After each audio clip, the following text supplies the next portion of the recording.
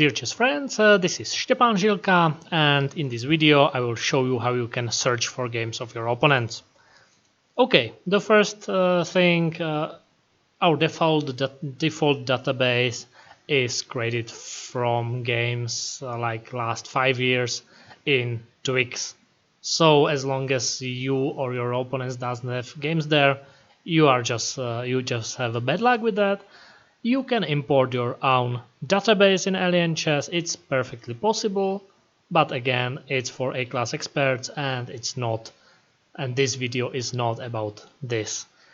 So we will just show how it's possible to search for games of your opponent. In the first video about installation, I made automatic installation. I was speaking that for stronger players it's not the best choice. So now we will go for this manual stuff. So we go to menu in the main screen, setup, and this is exactly the same screen as if you went with the manual setup. And okay, this is not exactly about finding opponent, but this is about understanding myself. So I will type my name. So I will type my name here. So you will type your name here, not the name of your opponent, but my name. This is my name, Zilka. And always this bulb, when there is bulb, you can always ask the bulb. Okay, here bulb says that the name must be written case sensitive, for example. So bulb always has some information for you. But okay, so on this setup, I just imported my games and now restart the application, Alien Chess. And now let's go to the board, make a new game on the board. It's important because it's always filtering the position from the main board. So as long as you're not going to search something really special, you should use this find player with new game on the board. This is new game also on the menu. So find player. Again, bulb, so you don't understand what this means. Bulb will answer your questions. But I understand it. It's set up correctly. So yes, Gazik Victor, last search I made. In the Slovak Extra League, it's fine. So search games. Now it's processing the games, and now we have games of the opponent. So here you see him, all the games of one player on the left column, meaning the white games, black games, in this. And here you have diagrams, which are typical openings of this player. So, for example, you are interested in this e4 g6, you can highlight it, and for example move this e4 g6 to replayer. So let's check his 6 games with this g6. Something interesting. Stocky always prepared for whatever business you want to do with the position. So this is about searching the games. For example, you want just to see quickly few next moves of this game. So let's long click and you see d4, bishop g7, knight e3. When you click the game, it will be moved to the main board with all the analytical potential you want to do with the game. Once you finished on the main board, you can return to the last game list. So you return here. And one more thing. What this stuff I did with importing my games, you ask me why I did it, because we are searching for my opponent. Okay, so let's explain that mysterious part I did on the beginning of the video. We know games of my opponent, we know games of mine, so you can go here, mutual lines. And mutual lines is very simple. It just shows you some, what's the word? Interception, maybe. I'm not sure if it's the correct move, but just the mutual lines, the games you play. Okay, let's just continue. go to 3, and here you see mutual lines of us. So knight f3, knight f6. I played twice with white, 5 times with black, and he plays 9 times with black and 13 times with white. So this is also giving you information from the opposite color. For example, let's go here for the longest variation. And for example, this I played 7 times with white, 2 times with black, and he placed 4 times with black and 6 times with white. So if you want to surprise him with something he never played with black, always you can be pretty careful also to check the second number. If, for example, he doesn't play it with the opposite side, because it's usually pretty bad surprise. You want to surprise somebody, he never played knight or some variation with black. Okay, you think, okay, so let's make a surprise. And then you find out, okay, but he played it 6 times with white, so what is this for surprise? He at least know it from the opposite side.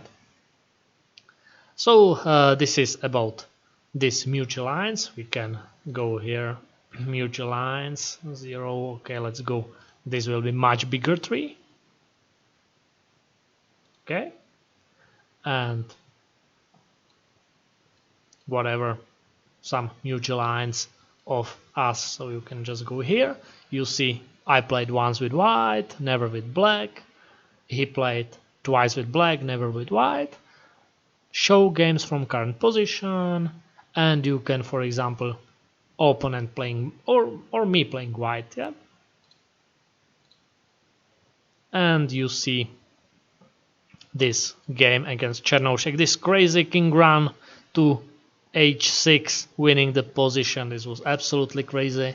This is actually the most crazy variation I ever had on the board, but it's not part of this video. But it was nice that this position is actually winning, but only by means of e5, de5, queen e6, rook e1, queen c8, queen takes d6.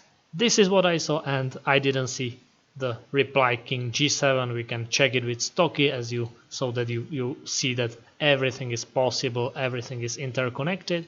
e5 correct move, take. This was everything within my calculations. So, okay, queen takes e6, rook e1, queen c8, everything I was calculating once I decided to go with the king to g5. All this was what I was seeing, and I stopped the calculation here that my king is safe now. And it's not safe because there's king g7, the only move winning, the rest are just lost. Dead lost for black, but this is dead lost for me because h5, h6, king h4, g5. So such a nice position. But okay, return to the video. So show games from current position, opponent playing black, for example. And now we can check his games. Oh, he played against Cheparinov. Cool. And something. So now you see the opponent's game. So you can always check your games, opponent's games with any color you desire. And you have this information from both sides, not just from the one side, but from both sides. And it's useful. It's useful to understand also his knowledge from the opposite side of the game. Additional, we have some player info, checking this rating, number of games. You can type some emoji here for the opponent. So who will be this guy? Let's give him glasses. If you want to have some fun when preparing, you can give him whichever emoji you like. Here you can make selection of games against stronger player. With black, for example, you would make it like this, and it will show you the games from the most sharp opening. Replay selection, and okay, this is certainly very sharp opening. Esipenko, okay, he played very strong, guys. And this is always some very highly tactical line you see. And once reaching the end of the list, it will be some absolutely positional boring stuff. So let's check. This should be the most boring game within the list according to our algorithm. So it's just something, whatever, just whichever side can play 5 moves in every move, and it's just similar because there is just no tension in the position. And this is the coloring I was explaining in video number 2 with the book. This is the same. So this is just some boring variation, and this is the same coloring as in the book. You can see it here. So this is the super sharp, this is a bit sharp, less sharp, even less sharp, and this is just boring. So you can add some emoji. Let's give him another one. What can we put there? Okay, some animal. Okay, hopefully he will be fine with that joke. So we can put it like this, so you can just have a fun with this function. And this is for these diagrams. You can select them with the upper row of these diagrams. There are some typical positions he plays, and it's absolutely independent on the second line, and the second line has an arrow, and when it's with the arrow it means that it's some sideline he plays, something that is not very respected by the book. So for example, he plays this Alekhine, e4 knight f6, so it was played 6 times with him by him. It's he is very successful because he's 4 wins, 2 draws according to the graph. And again, you can go to replayer and check how he played in Alekhine. So this is about searching our opponent. I'm thinking, yes, there's another part on the main board. When we were discussing the opening book, this screen in the video number 2, I was saying that later I will explain you these last 2 columns, and now it's time for that. So let's go here, and now this says 7 times I played with white, and this minus means I never played with black. This position or this move, bishop e3, I never faced bishop e3 with black, and I played 7 times bishop e3 with white. And this is column of the last searched opponent. So this guy we were searching, and it says he never played with white, this minus, and he once played against, or he faced bishop e3 with black once, and faced twice bishop g5 with black. So if you go with bishop g5, you can go here, menu, preparation, 3 games, opponent playing black, and you can see how he played the poisoned pawn attempt. Okay, so he played it with some dragon style, Again, against Neumann, and against Kukulenko he played against this dragon style. He likes this dragon style. I played against him this dragon style variation too a week ago, and it's on my blog here in AlienChess. So this is everything to the video about searching for the opponent's game. So once again, it's only the default database is created by Twix Games. It's only from strong players. Database can be created by you, but it's something that should probably know your coach. It's probably not a thing that will know every user. So if you have a coach, he should know how to create a database of games that are more relevant than these Twix that are for more skilled players.